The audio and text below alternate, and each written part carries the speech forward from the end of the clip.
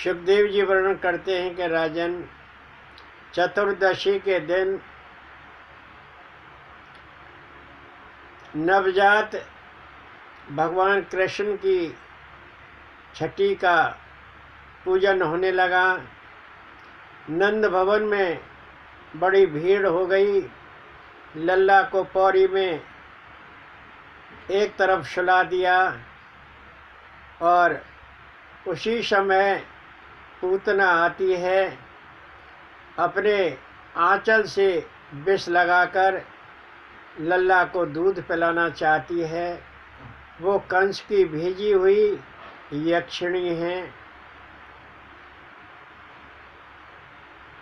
जैसे ही वह नंद भवन में आई, सारी गोपियां चौंक पड़ी कि ये गोपी तो बड़ी सुंदर है, सज धज कर आई है, लल्ला को आशीर्वाद देना चाहती है। किसी ने उसको नहीं टोका और वो लल्ला की ओर बढ़ती गई। लल्ला ने अपनी आंखें बंद कर लीं कि ये कोई अनहोनी रचना चाहती है। यदि मैं आँख खोल कर रखूँगा तो ये डर जाएगी और फिर मेरे पास तक नहीं आएगी, इसका कल्याण नहीं होगा। आँख बंद करने के अर्थ संत मुनि अलग अलग लगाते हैं। और पूतना आगे बढ़ती गई, पौड़ी में पहुंची, लल्ला को गोद में उठा लिया। उसने गोद में उठाकर लल्ला को अपने वक्षस्थल से चिपका लिया। भगवान कहने लगे कि अब ये जरूर कुछ करना चाहती है। शंकर भगवान को याद किया कि शंकर भगवान आप आइए और आप इसका विष पीजिए और मैं इसके प्राण पीऊँगा। आपने सतयुग में जब समुद्र मंथन हुआ था, जब कालकूट नाम का विष निकला था, उसका पान आपने किया था। अब ये पूतना मुझे अपना आंचल पिलाने के लिए आई है और इसके आंचल से दूध लगा, विष लगा हुआ है और उस विष को आप पीजिए। शंकर भगवान वहाँ पहुँच गए। वह वायु रूप में थे, किसी को दिखाई नहीं दे रहे थे। और पूतना ने अपना आंचल निकाला और लल्ला को दूध पिलाने लगी। सुखदेव जी वर्णन करते हैं कि राजन, शंकर भगवान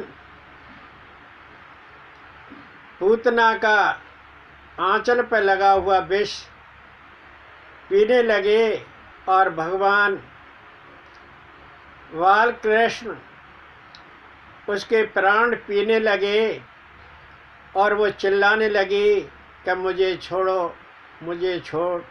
और वो लेकर ऊपर उड़ी। उसने विशाल रूप धारण कर लिया, लेकिन बाल रूप कृष्ण ने उसके आंचल को नहीं छोड़ा।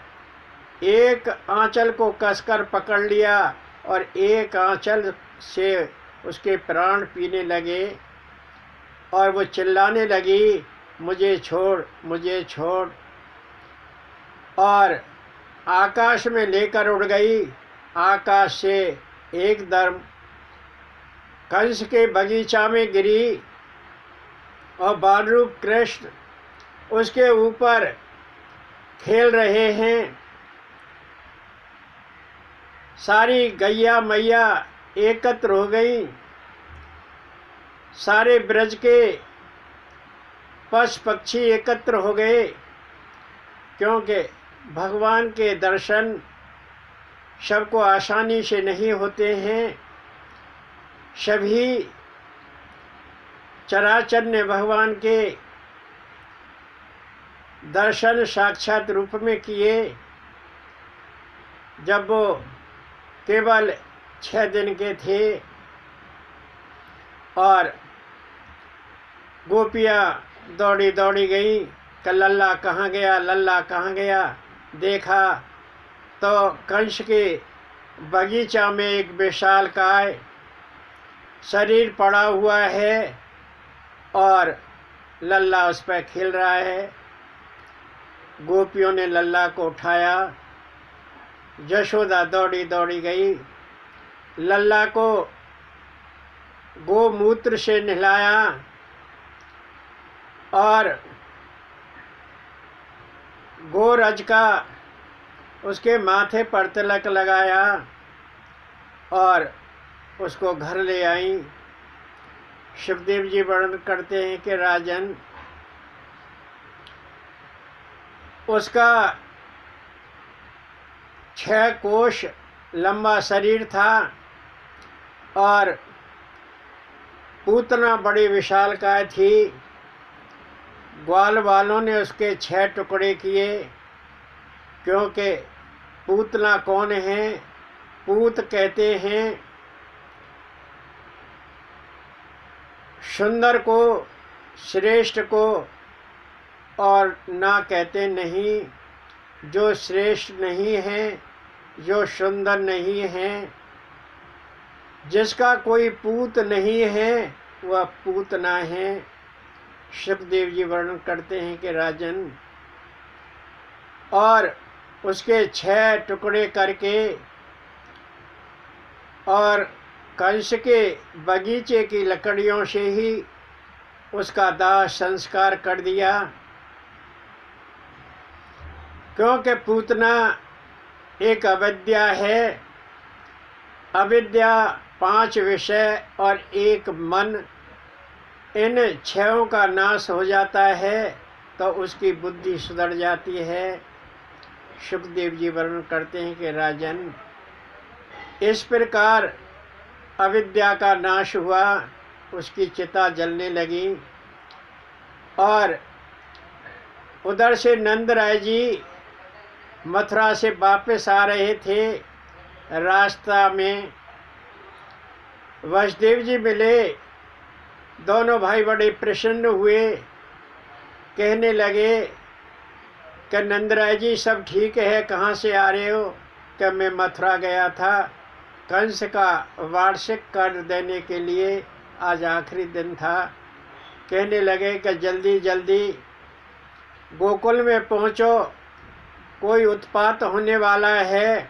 नंदराय जी दौड़ लिए और रास्ते में देखा तो चिता जल रही। देखकर कहने लगे ये क्या हुआ? घर पहुँचे, जाके नंद भवन में सारा वृत्तांत सुना कि ये पूतना आई थी लल्ला को मारने के लिए और वह पूतना की चिता जल रही है। सुखदेव जी वर्णन करते हैं कि राजन, इस प्रकार भगवान ने पूतना का उद्धार किया, क्योंकि पूतना माँ बनकर आई थी। ममत्व उसके अंदर था।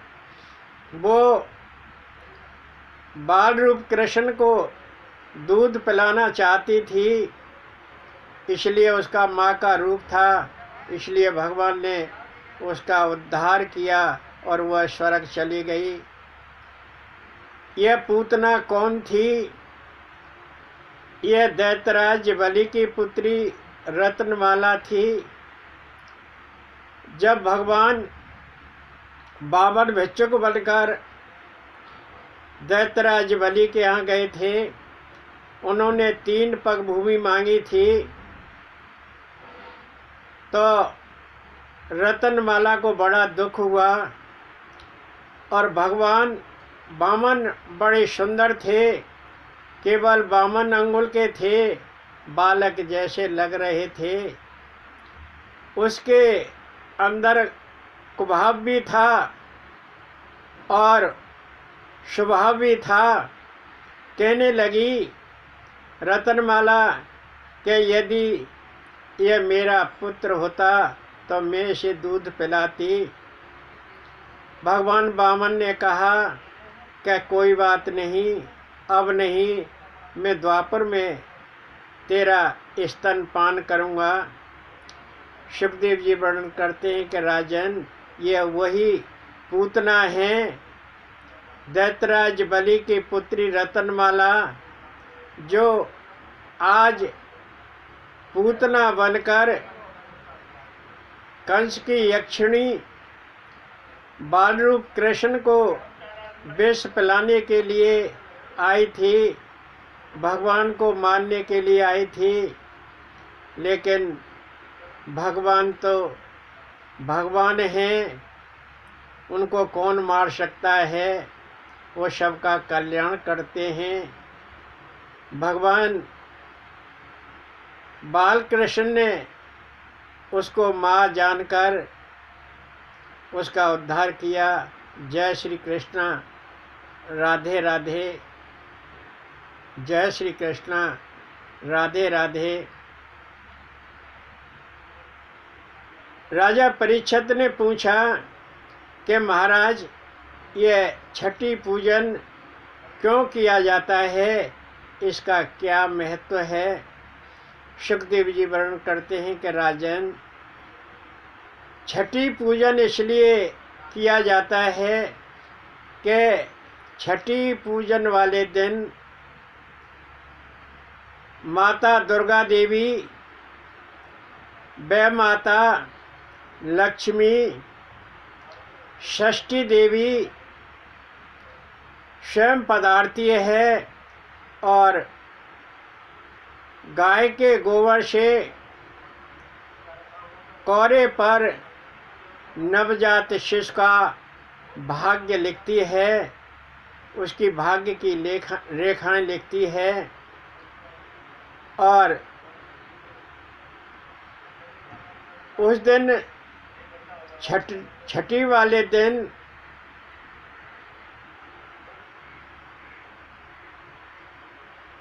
बच्चे को स्नान कराया जाता है, जच्चा को स्नान कराया जाता है और उसके जो कपड़े होते हैं, छठी के जो कपड़े होते हैं, उनको बिना धोए संभाल कर रख लेना चाहिए, क्योंकि उनका बड़ा महत्व है।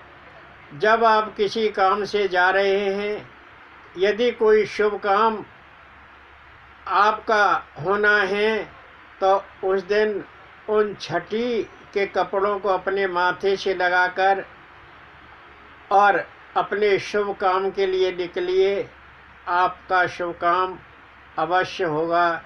जय श्री कृष्ण, राधे राधे। जय श्री कृष्ण, राधे राधे।